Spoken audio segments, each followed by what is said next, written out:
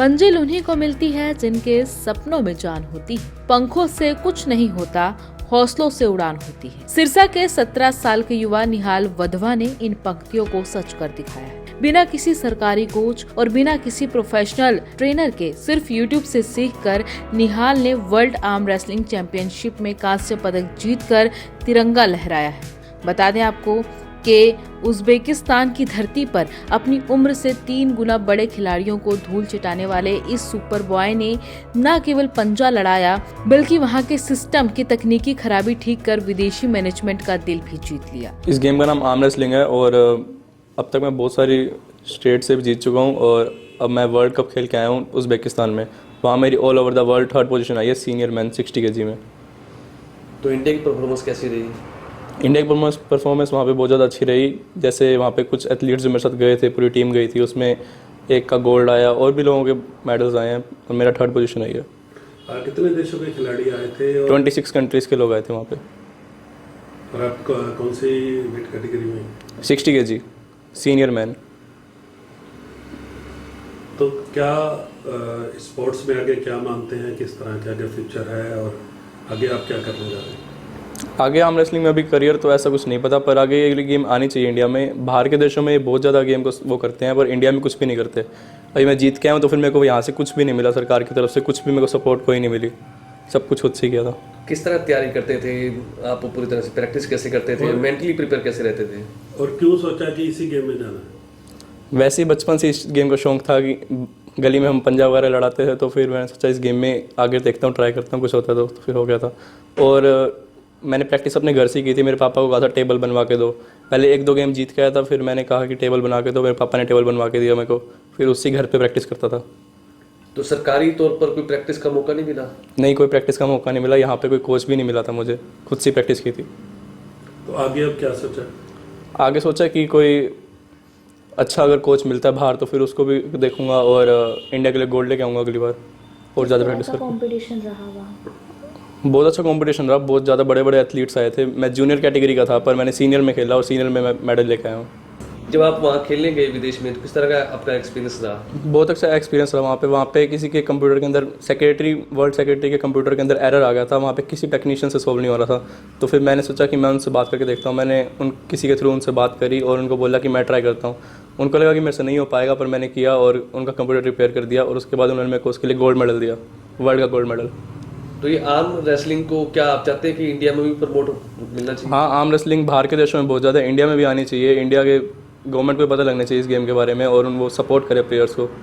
बहुत अच्छी टूर्नामेंट रही। मैं अभी 17 ईयर्स का हूँ पर मैंने वहाँ के 55 kg के रशिया के चैंपियन को हराया। मुझे बहुत ज़्यादा अच्छा लगा कि मैं इतनी ज़्यादा मैं अपना कर सका। कितने देशों के जो खिलाड़ी थे जिनका आपके साथ मुकाबला हुआ? 26 कंट्रीज़ के लोग थे और वहाँ मेरा किर्गिस्तान, कजाकिस्तान, रशिया, जापान, इन सब के साथ मैच हुआ और भी कंट्री के साथ मैच। बहुत अच्छा लग रहा है। मतलब ये सिर्फ सिरसा के लिए नहीं, पूरे इंडिया के लिए ही बहुत बड़ी बात है और मेरे लिए बहुत प्राउड मोमेंट है। वर्ल्ड चैंपियन की बहन बन गई हूँ मैं। मतलब इतनी खुशी मैं एक्सप्लेन नहीं कर सकती हूँ अपनी happiness. I am very happy. क्या लग रहा था आपका भाई विदेश में झंडे गाड़ेगा? एक उम्मीद तो मुझे हमेशा से ही रहती थी कि ये कुछ करेगा अपनी लाइफ में और इसने करके भी दिखाया है। तो आगे क्या एक्सपेक्ट कर रहे हैं? आगे इंडिया के लिए गोल्ड मेडल मैं एक्सपेक्ट कर रही हूँ और मुझे पूरा बिलीव है कि ये बहुत हार्ड वर्क करेगा और जीत हासिल करके लेके आएगा और इंडिया के लिए गोल्ड मेडल भी लाएगा। निहाल की ये जीत इसलिए खास है क्योंकि इसके पीछे कोई सरकारी एकेडमी या कोच नहीं बल्कि उसका अपना जुनून है। निहाल ने YouTube पर आर्म रेसलिंग देख इस खेल को समझा और घर पर ही बिना किसी ट्रेनर के पसीना बहाना शुरू किया। आज वही जुनून उसे विश्व स्तर पर ले आया है। निहाल फिलहाल दिल्ली में बीटेक की पढ़ाई कर रहा है और अब अपनी अगली टूर्नामेंट के लिए रवाना हो चुका है। निहाल के परिवार के लिए ये ब्रॉन्ज मेडल भी किसी गोल्ड से कम नहीं है, जिस पर उनका क्या कुछ कहना है, सुनते हैं। इसने आर्म रेसलिंग के लिए कहा मैंने सीखना है, मैंने घर में टेबल बनवा के इसको दी और हम डरते थे कहीं इसका कोई इंजरी ना हो जाए। वो बहुत ये गेम जो है बहुत हैवी है और बड़े बड़े लोगों से लड़ना पड़ता है। ये मुक्तसर खेलने गया, उसके बाद दिल्ली खेलने गया, प्रगति मैदान में अमृतसर खेलने गया और लुधियाने खेलने गया। ये वहाँ से जीत गया, फिर इसको प्रगति मैदान से उन्होंने चुन लिया, ये वहाँ जीता, उन्होंने चुन लिया, फिर इसको बाहर ले जाने के लिए मौका मिला। क्या लगता है कि इस तरह की जो गेम है इंडिया में नहीं खेली जाती? मुश्किल इंडिया में कोई गेम नहीं खेली जाती, जो भी इसका क्रिकेट को दिया जाता है पहला, पर बाहरले देशों में इसका ज़्यादा है और यहाँ इंडिया में भी होना चाहिए इसका।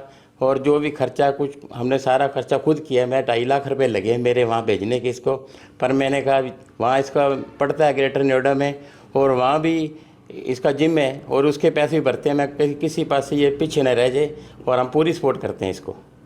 क्या लगता है कि आगे भविष्य कैसा रहेगा? आगे भविष्य में लगता है ये और आगे जाएगा। इसको कोई कोच हम देख रहा है, कोच को देख के और उसे और कुछ सीखेगा, सीख के अगली बार जाएगा तो गोल्ड लेके जरूर आएगा। इसमें हौसला बहुत है। किस तरह की तैयारी करता था? ये जा तो पढ़ता है, जिम में लगा रहता है सारा दिन। इसको रात को फ़ोन में 1 बजे कई बार करता हूँ, कई बार 12 बजे करता हूँ, जिम में ही लगा रहता है। वहाँ जिम हमेशा खुली रहती है 24 घंटे।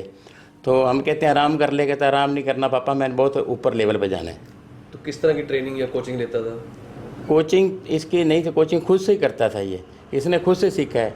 इसने पहले मोबाइल से सीखा सारा कुछ करना और मोबाइल में करके सारा कुछ करके फिर इसके दिल्ली में गया प्रगति मैदान में, वहाँ से उन्होंने देखा भी ये जीत गया, वहाँ इसको बोट मेडल मिले और फिर इसको बाहर के लिए चुना गया। तो इंडिया के लिए खेला निहाल ने, तो क्या इसको सरकारी कोच नहीं मिला था? सरकारी कोच कोई भी नहीं मिला था, ये खुद ही करता था अपना आप ही सब कुछ। क्या मांग करते हैं सरकार से? सरकार से भी इसको भी बढ़ावा मिलना चाहिए, इसको गेम को भी आगे ले आना चाहिए। जो खिलाड़ी नहीं जा सकता, हम तो अफोर्ड करके, जो नहीं कर सकता वो जाएगा कैसे, उसको कुछ ना कुछ मिलना चाहिए। इसके लिए कुछ सरकार को सोचना चाहिए। इसके लिए मुझे बहुत गर्व महसूस होता है कि मेरा बेटा इस लेवल पे पहुंचा और पूरे देश का नाम इसने पूरे संसार में रोशन किया है। तो इसके लिए मैं अपने बेटे को बहुत गर्वित महसूस करती हूँ। एक नई गेम खेला था, लगता था कि कामयाब हो पाएगा? हाँ, माँ का तो हमेशा यही आशीर्वाद रहता है कि मेरा बेटा उस मुकाम पर पहुँचे जहाँ दुनिया का कोई नहीं पहुँच सका। तो मेरे बेटे ने वो कर दिखाया। हम मम्मी पापा का नाम और दादी का नाम रोशन किया है, पूरे ख़ानदान का नाम रोशन किया है। अब आगे भविष्य कैसा देखते हैं? यही देखती हूँ कि अगर सरकार इसके लिए कुछ कर सकती है, इस गेम को आगे ला सकती है और इसका थोड़ा हौसला भी सरकार को बढ़ाना चाहिए। इसको अभी तक कोई प्राइज़ नहीं मिला, कोई कुछ नहीं मिला। एक वहीं से ही जो मेडल लेके आया। बाकी यहाँ पर ना हरियाणा सरकार ने, ना गवर्नमेंट सरकार ने, मोदी सरकार ने, किसी ने इसको आगे चलने के लिए मौका नहीं दिया। तो इसको थोड़ा कुछ सहयोग देना चाहिए था ताकि बच्चा आगे बढ़ने के लिए और भी प्रयत्न करता।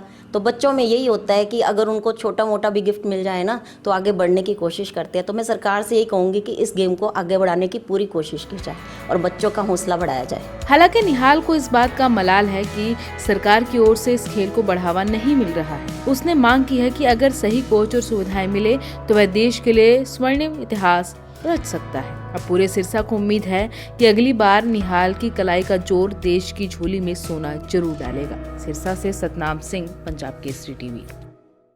हमसे जुड़े रहने के लिए हमारे YouTube चैनल को सब्सक्राइब करें और नई वीडियो की नोटिफिकेशन के लिए बेल आइकॉन को दबाएं। अगर आप ये वीडियो Facebook पर देख रहे हैं तो लाइक जरूर करें और ज्यादा से ज्यादा शेयर करें। धन्यवाद।